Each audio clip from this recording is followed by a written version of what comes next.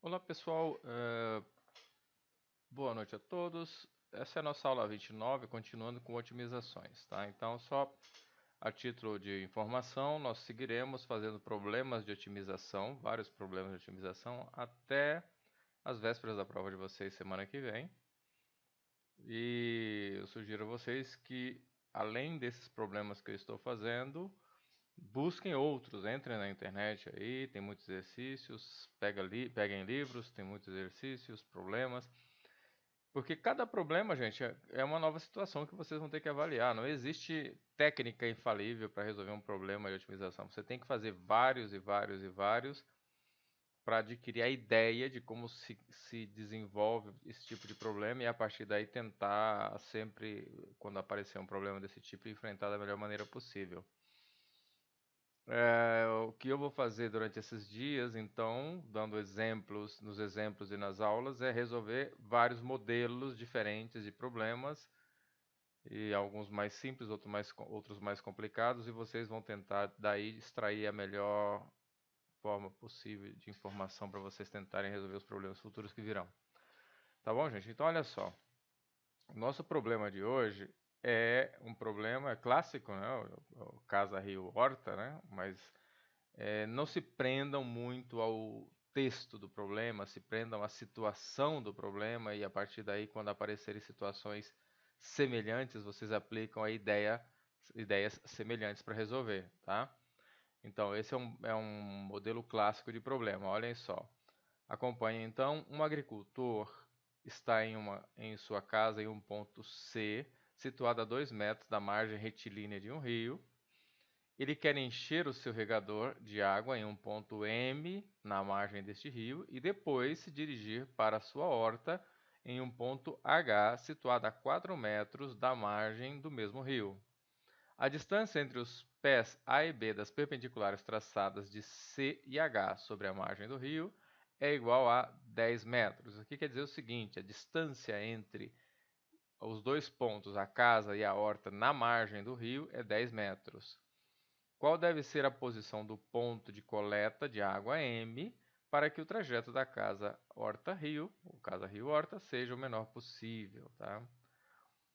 Tudo bem, gente? Leiam melhor aí vocês. Se não entenderam bem, leiam, tentem entender. Eu vou criar um modelo aqui, aí vocês vão conseguir perceber. Mas eu aconselho que primeiro leiam bastante até entender o problema. Não se prendam à minha solução. Primeiro vocês têm que formar uma ideia abstrata na cabeça e a partir daí tentar resolver, tá bom? Vamos lá, solução. Veja só, gente. Primeiro a gente vai fazer o modelo, né? O modelo, porque sem um modelo matemático para o problema você não faz nada. Então veja só, vamos colocar aqui assim, ó. Vamos fazer aqui, ó. Aqui assim, um rio, tá? Aqui está o nosso rio correndo para cá, tá o nosso riozinho aí, tá? Se é um rio, conforme está dizendo aqui, ó, isso que está aqui é retilíneo, tá, gente? É reto, tá bom? Então assumam que isso é reto. Aqui há uma distância de 2 metros, ó, aqui há uma distância de 2 metros da beirada do rio, 2 metros, tá a casinha do nosso agricultor, tá? E ele vai, esse é o nosso ponto C, ele vai vir até aqui. Aqui, pessoal, ó, daqui até aqui assim, eu tenho 10 metros, tá? 10 metros, tá bom? 10 metros. E aqui até aqui na horta,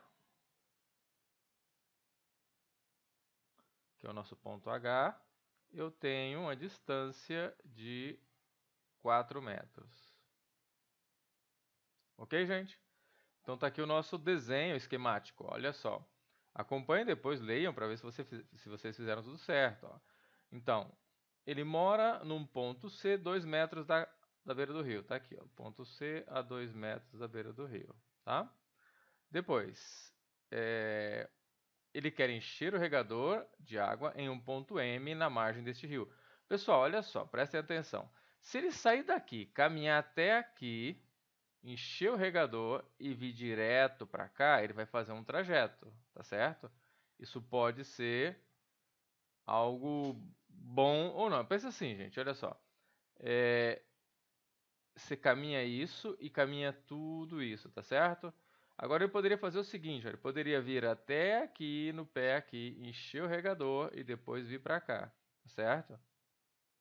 Ele faria uma outra distância. Ou ele poderia vir aqui num ponto M, que eu vou pegar de forma mais genérica aqui, ó.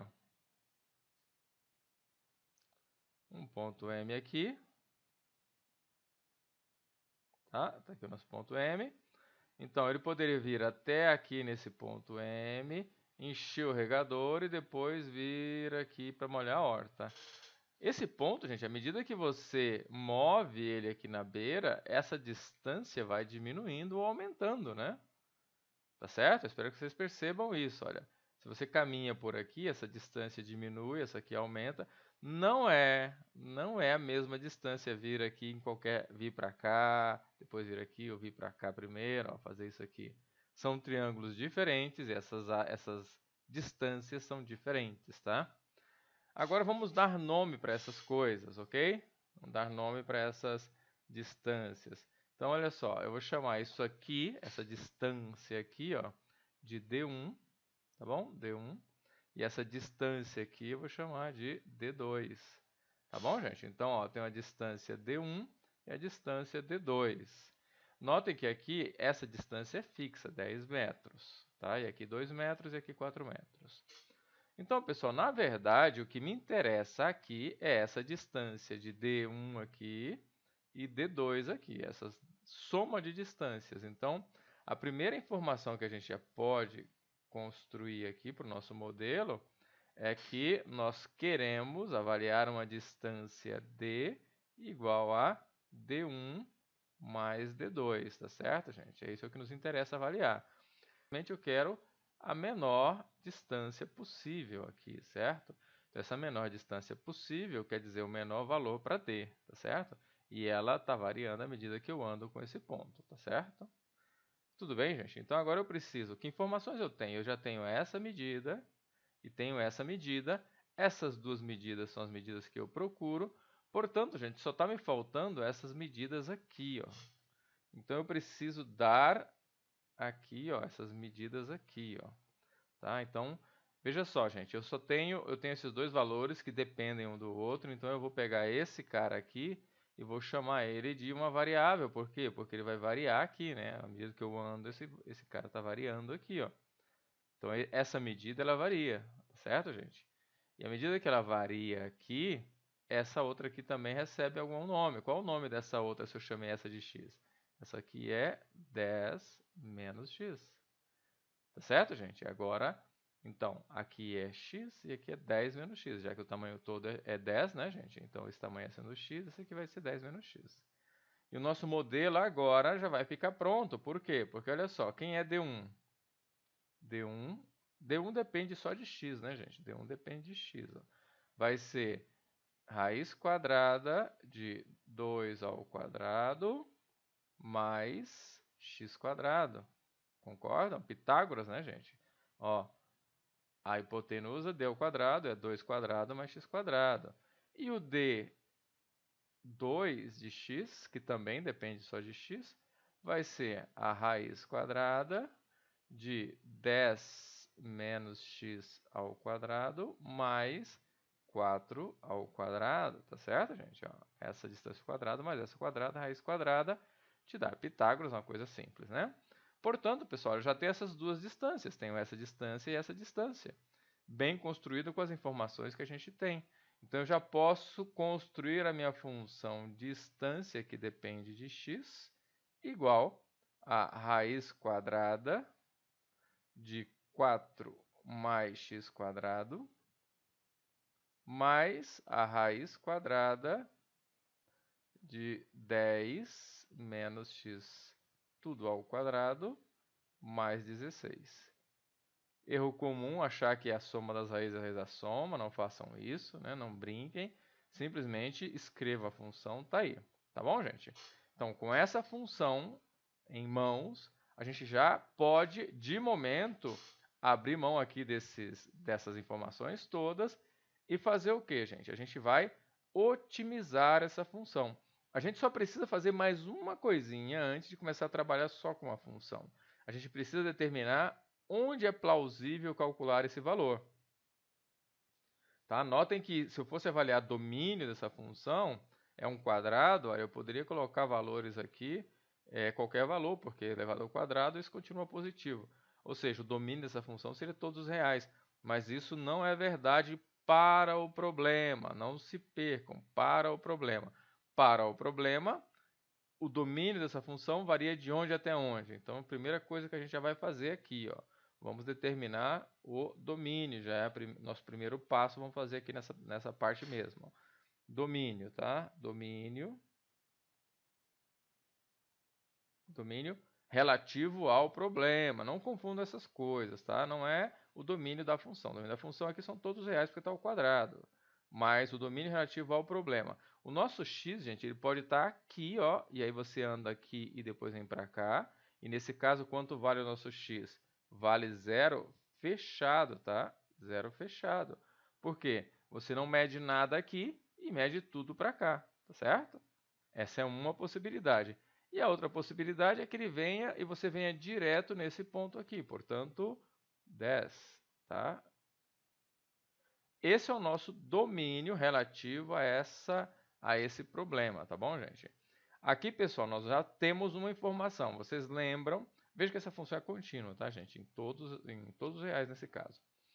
Vocês lembram que eu disse para vocês um teorema que eu usei agora antes, que diz o seguinte: uma função contínua num fechado, ela assume um valor máximo e um valor mínimo.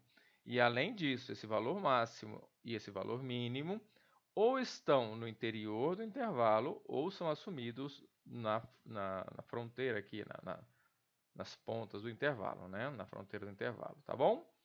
Então, nós já sabemos onde procurar. Vamos procurar no 0, no 10 e no interior do intervalo. Tá? Como isso é uma medida positiva, gente, bom, vamos procurar no interior para ver se tem alguma coisa no interior. Depois a gente vem procurar aqui nos extremos.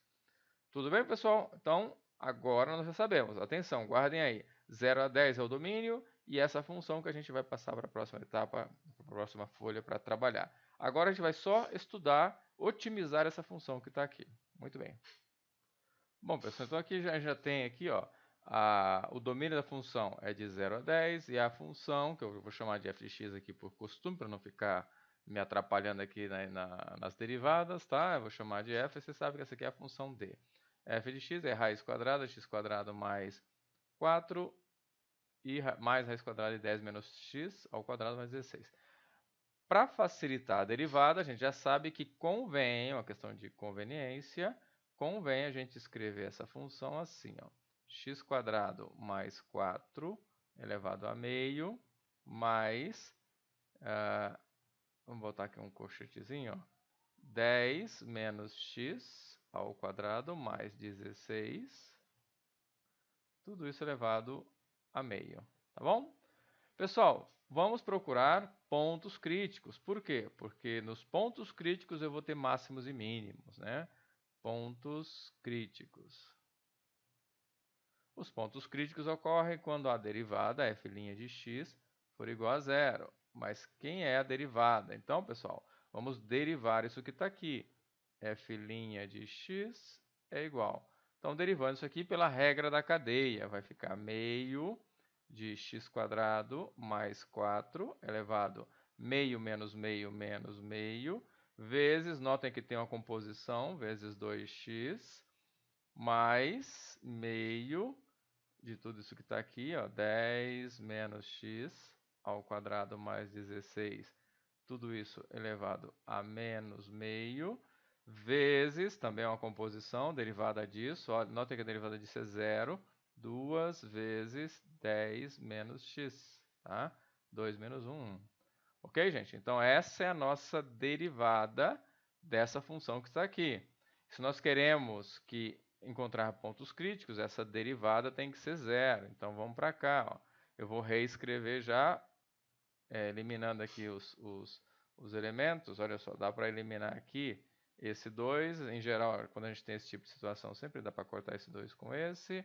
e esse 2 com esse, e reescrever assim, ó, vai ficar assim, x sobre, eu vou botar raiz, tá? Para facilitar, x quadrado, o raciocínio, mais 4, x quadrado mais 4, mais 10 menos x sobre raiz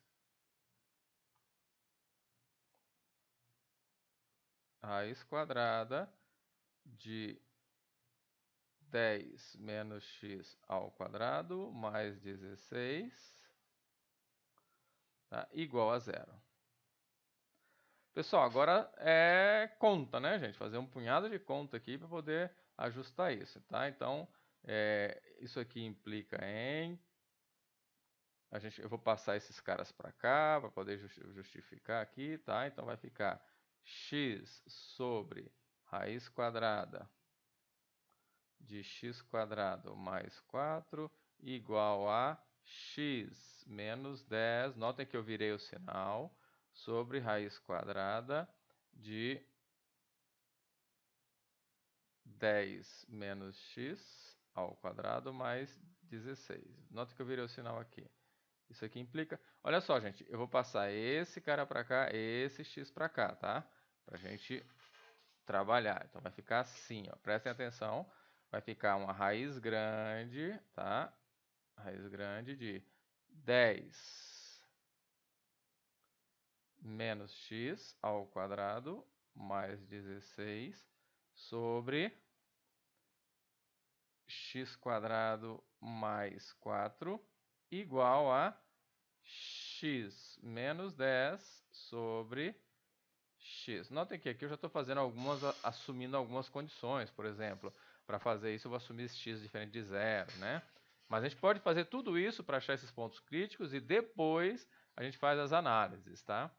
Quer dizer, estou fazendo as contas sem muita preocupação, mas é claro que você sempre tem que estar atento a essas coisas.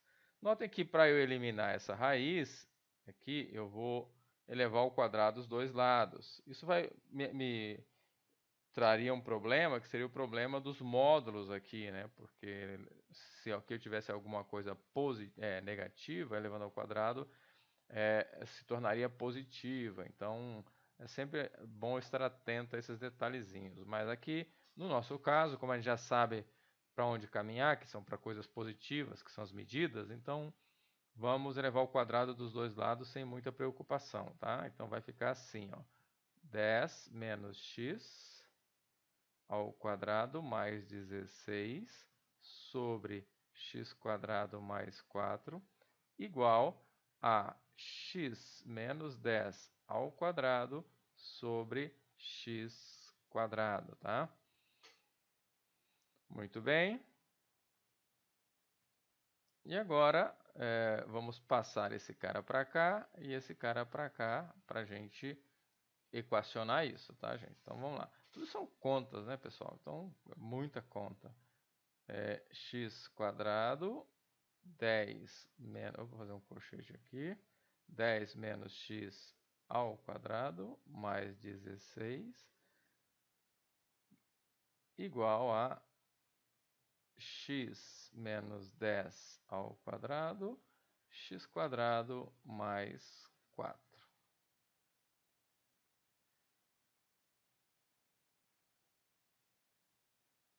Isso implica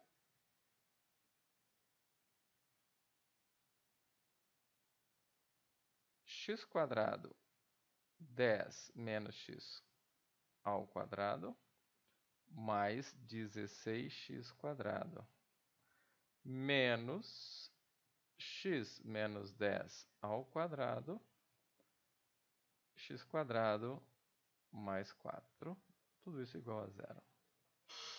Ok? Bom, colocando em evidência então esse 10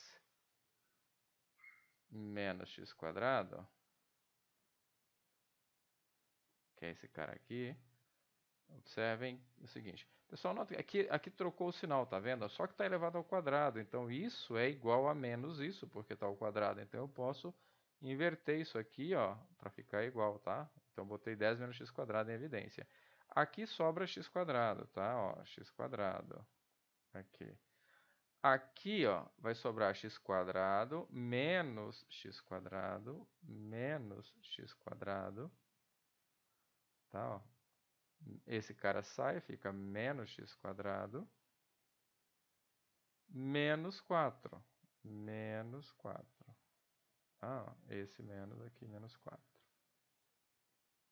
Isso, aqui sobrou mais 16x quadrado. Mais 16x quadrado. Tá bom? Então, isso igual a zero. Então, isso aqui nos leva para a seguinte situação. Esse cara com esse cara some. Tá? Então, vai ficar... Então, pessoal, esses caras aqui se cortam, né? E fica a seguinte situação. 100, parênteses, né? 100 menos 20x mais x quadrado.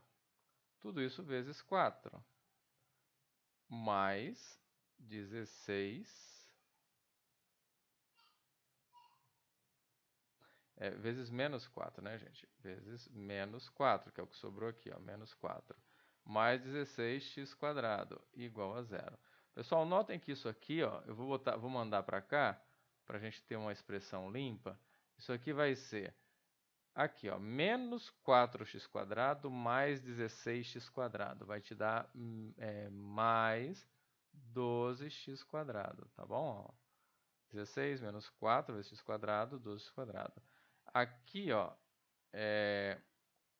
menos 20x vezes menos 4 vai dar mais 80x. E menos 4 vezes 100, menos 400, igual a zero. Tá bom, gente? Ó, aqui eu já somei, menos 4 vezes 20 dá mais 80, e menos 4 vezes 100 dá menos 400. E aqui, pessoal, dá para simplificar por 4, né? Ou, se vocês perceberem aqui, dá para a gente dividir isso por 4. Vai ficar 3x quadrado mais por 4 vai dar 20x menos 100, igual a zero. Tá bom? Então, esse é o nosso polinômio que vai gerar os nossos pontos críticos. Tá? Então, eu vou para outra página agora, levando esse polinômio aqui para a gente estudar e encontrar os pontos críticos. Tá bom, gente? Então, aguentem aí, vamos lá.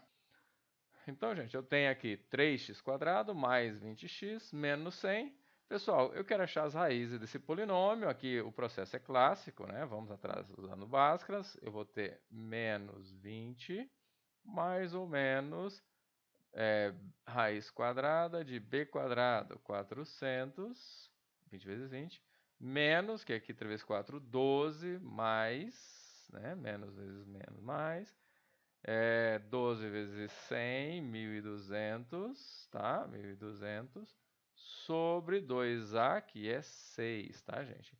E aqui a gente tem um x1 igual a menos 20 mais... Pessoal, isso aqui é 1.600, que é 16 vezes 100, que é 40, tá, gente? A raiz de 1.600 dá 40. Sobre 6, isso aqui é 20 sobre 3, isso aqui é... Isso aqui vai nos dar 10 terços. O outro x2 vai ser menos 20 menos 40 sobre 6. Isso aqui é menor que zero. Não serve porque nós estamos... Não está no domínio, né?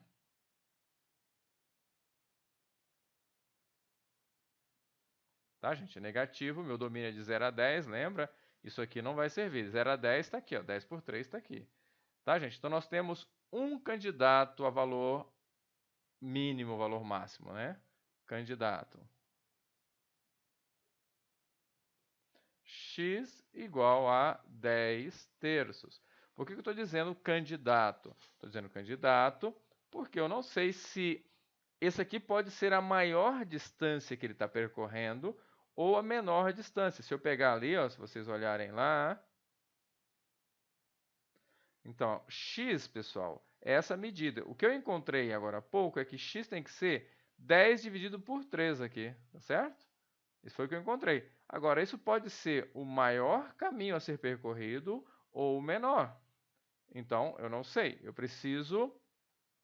Eu poderia simplesmente calcular aqui, calcular no 10 terços, tá, pessoal? Porque eu só achei um ponto crítico e eu sei que vai acontecer máximo e mínimo no interior e na fronteira. Então, calculo nos 3 pontos, é uma possibilidade. A outra possibilidade é usar o teste da derivada segunda, tá? Então, vamos ver aqui como é que está a nossa derivada segunda. Então, notem, a minha derivada primeira está aqui, ó. Essa aqui é a nossa derivada primeira.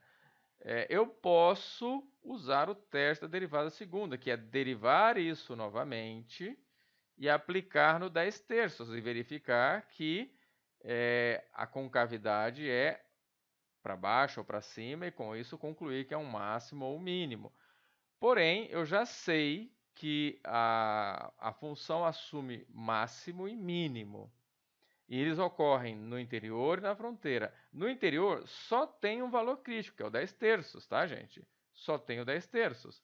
Então, pessoal, eu acho mais cômodo a gente calcular aqui, ó, e ver o que vale mais. Me parece mais razoável, tá? Então, eu vou calcular em cima dessa função. Então, já temos aqui os 3 candidatos. Candidato esse, vírgula, x igual a 0 ou x igual a 10. São os 3 candidatos, tá? Eu estou usando aqui o teorema que me disse que o máximo vai acontecer no interior ou na fronteira. No interior só tem o 10 terços, portanto, um desses 3 valores vai ser o máximo e o outro vai ser o mínimo.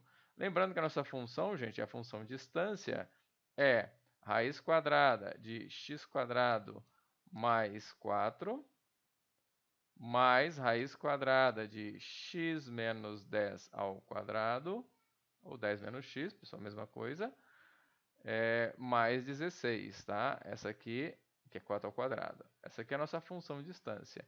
Primeiro, pessoal, a gente calcula f de zero, né? Parece bem razoável. F de zero é 2 mais...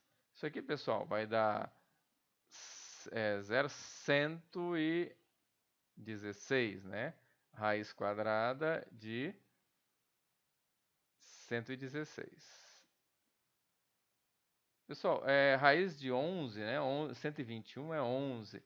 Então, isso aqui é aproximadamente 12, algo. Tem que ver na calculadora aí e botar o algo aqui, né? Porque 10 vezes 10 é 100, então 11 vezes 11 é 121. Então, 116 é quase 11, né? Com esse 2 aqui, dá alguma coisinha assim. F de 10, gente. F de 10 vai ser... Aqui, ó, 10 ao quadrado, 100, raiz de 104, raiz de 104, mais 4, né, gente? Ó, 4 aqui, porque aqui vai dar 0, raiz de 16 é 4. Raiz de 104 é 10, então isso aqui é aproximadamente 14, alguma coisinha aí, né, gente? Eu não sei exatamente quanto é. Aqui, tá bom? E sobrou ainda a nossa... É preciso calcular, se for necessário, se a gente vê que precisa, eu vou calcular essas fraçõezinhas aqui, esses decimais aí. F de 10 terços. Ele quer caminhar o mínimo possível, então eu preciso da menor distância. Então, isso aqui vai ser raiz quadrada de... Aqui, pessoal, 100 sobre 9, mais 4, mais... Aqui, raiz quadrada de 10 sobre 3 menos 10 ao quadrado mais 16.